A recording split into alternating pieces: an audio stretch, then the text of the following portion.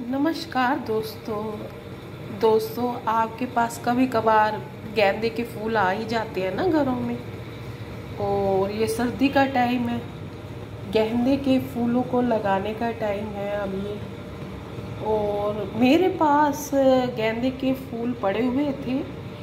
इसके बारे में मैं आपको 2-3 रेमेडी बताऊंगी इसकी, जो बहुत ही यूज़फुल है दोस्तों। अगर ये आप गेंदे की पंखुड़ियाँ अगर आप बाज़ार से लेते हैं ना, वो 50 ग्राम ही कम से कम 250 रुपये तक आती हैं। तो आप इसको घर पर किस तरह से इसका यूज़ कर सकते हैं उसके बारे में मैं बताऊंगी।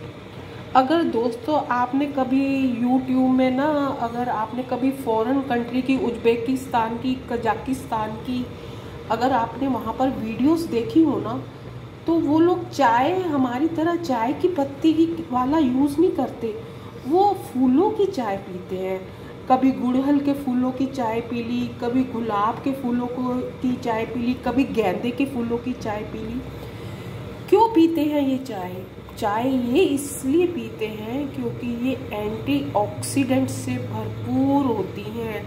हमारी बॉडी में जो इन्फ्लेमेशन होता है, जो सूजन बढ़ती है, इन फूलों की चाय पीने से दूर होती है। तो चलिए दोस्तों, मैं आपके सामने मैरीगोल्ड, गेंदा, हजारे जिसको भी बोलते हैं आम लोकल भाषा में, उसकी सबसे पहले मैं आपको ये चाय बनाना बताती हूँ। दोस्तों मैंने ये पंखुड़ियाँ ले ली और ये 1 कप चाय बनाने के लिए मैंने इतनी पंखुड़ियाँ ये मैं इसके उबलते हुए पानी में डाल दूँगी और इसको चम्मच से हिला दूँगी।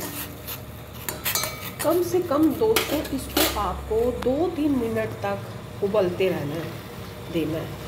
उबलते रहने इसलिए ज़रूरी है दोस्तों, फिर इसका जो असर होगा ना तभी तो आएगा ना इसके अंदर।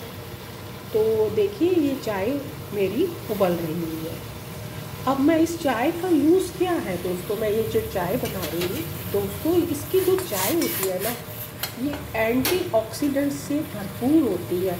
हम कई लोग होते हैं ना जिनकी स्किन पे बड़े मुहासे और उनका स्किन बड़ी ख़राब हो जाती है, और ये जो चाय है हमारे शरीर को डिटॉक्सिफाइड करती है। हमारे शरीर से सुबह सुबह पीने से इसके हमारे जो शरीर में जो जहर होता है वो सारा निकल जाता है।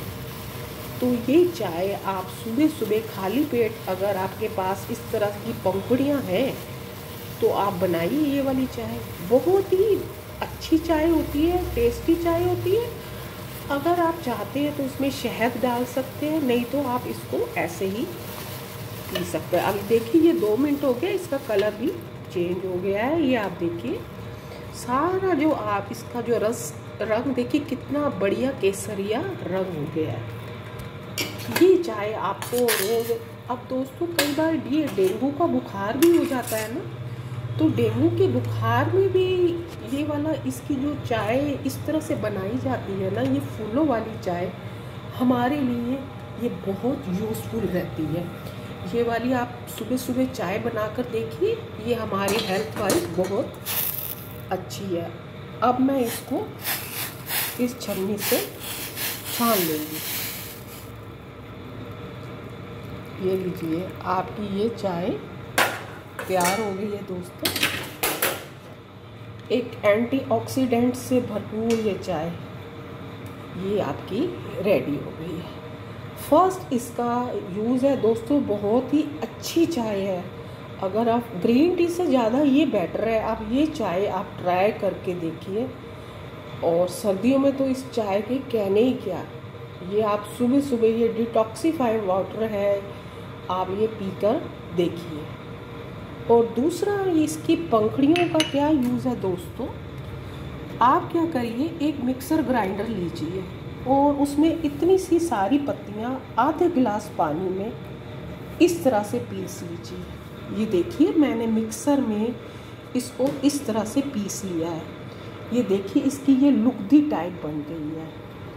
तो इस रस का क्या यूज़ करेंगे दोस्तों, कई बार हमारे पे घाव हो जाते हैं ना स्किन में घाव को भरने के लिए अगर आजकल तो हल्दी भी नकली आने लगी है, अगर आप किसी के भी घाव में ये लगाएंगे ना, ये वाला ये लुगदी, तो उसका खून जो बहना है ना बिल्कुल रुक जाएगा।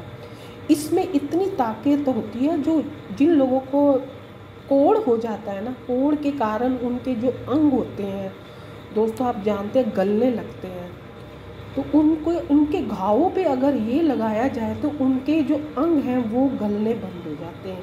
इतनी ताकत रखता है। मतलब अगर शरीर सड़ रहा हो किसी का, उसके घाव हो रहे हो, कोई भी घाव हो, कई बार शुगर के कारण जो घाव हो जाते हैं, आप इस तरह से इसकी लुगदी बनाकर आप फ्रिज में रख लीजिए। जब भी किसी को कोई खून वगैरह निकले, कोई भी चोट वगैरह लगे, आप देखेंगे दोस्तों, इसकी वजह से जो खून है जो बह रहा होता है एकदम से, ये हल्दी से भी ज़्यादा प्रभावकारी है। आप इसको यूज़ कर देखिए और इसको बनाकर किसी आप डब्बी में भरकर इसको एयर टाइट आप कम से कम 1 वीक तक इसका यूज़ कर सकते हैं। और दूसरा यूज़ मैं आपको बताऊं, आप इतनी सी लुगदी ले लीजिए, किसी डब्बे में डालकर उसमें 2-3 बूंदें सरसों की तेल की डालनी है, ओनली 2 बूंद,